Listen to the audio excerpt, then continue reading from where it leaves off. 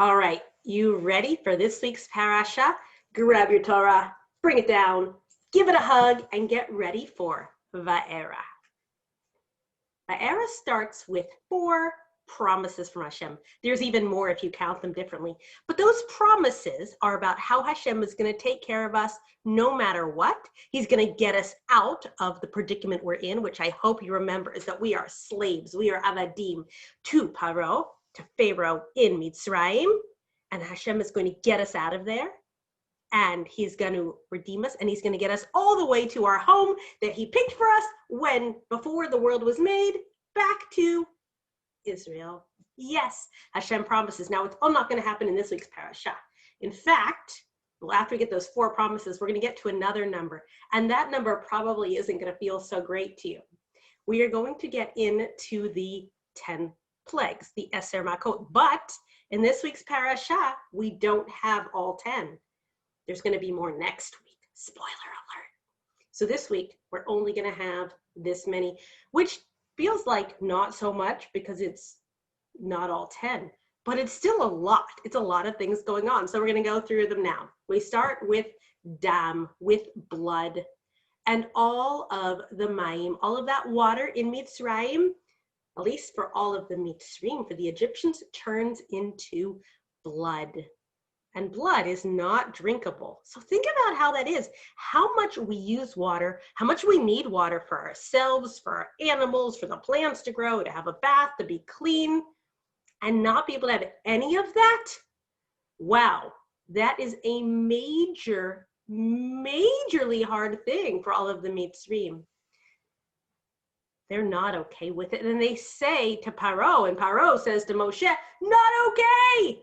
Bring us back our mayim, bring us back the water. And the avadim, they can go free.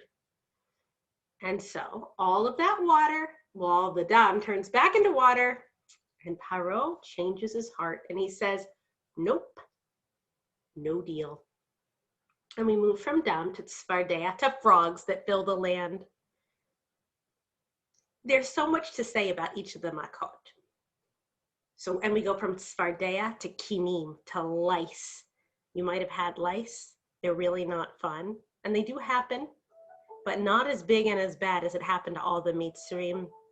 And we move from the kinim, those little lice, to arob, to wild beasts.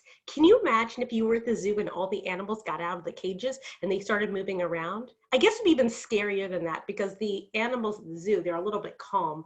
But in the wild, to have lions running through the streets, oh my goodness. And that is what is happening in Mitzrayim. There's wild beasts everywhere, from the crocodiles to the tigers. And you have to think about that Egypt is in Africa. So if you've watched any videos about the animals of Africa, those are some serious animals. And we go through the same situation of Paro saying you can go and him changing his heart. Then Dever, the livestock, all the cattle, it's kind of like their pets and kind of like their gods. For all of those Mitzrayim, they get sick. It's really hard and it's really painful. And again, Paro says, and again, Paro changes his heart. Oh dear, what a sad situation for everybody, and it's not changing, all right? Blood, frogs, lice, wild beasts, cattle disease, and then boils, shchin, ouchies, all over their skin, all over their skin. So if you have an ouch on one part of your body, you try to like stay on the other part. Right? So if you have one sore foot, you put your weight on the other foot. What if you have two sore feet? Then what do you walk on? Well, then maybe you need to sit down. What if you have sores on your bottom so you can't sit down, and sores in your mouth?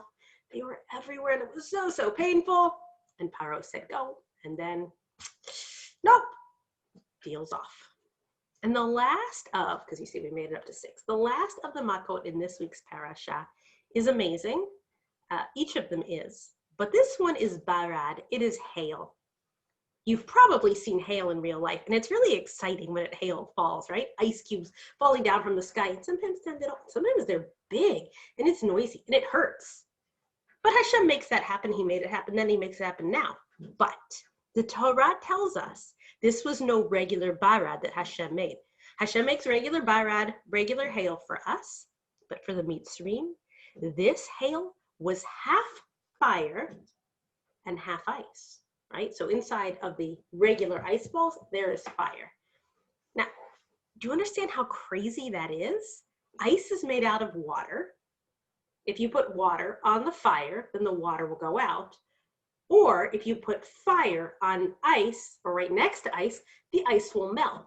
The natural world says these two cannot go together.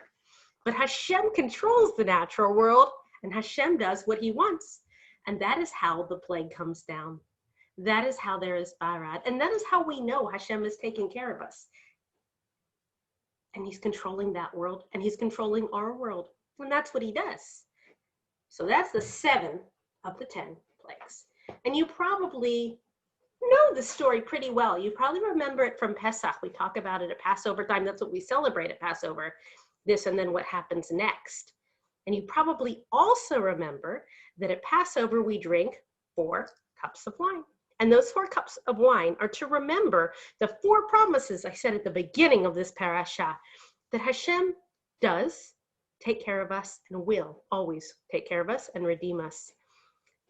That's Parsha Vaera in a nutshell. So roll it up, send it out, and I look forward to seeing you next week.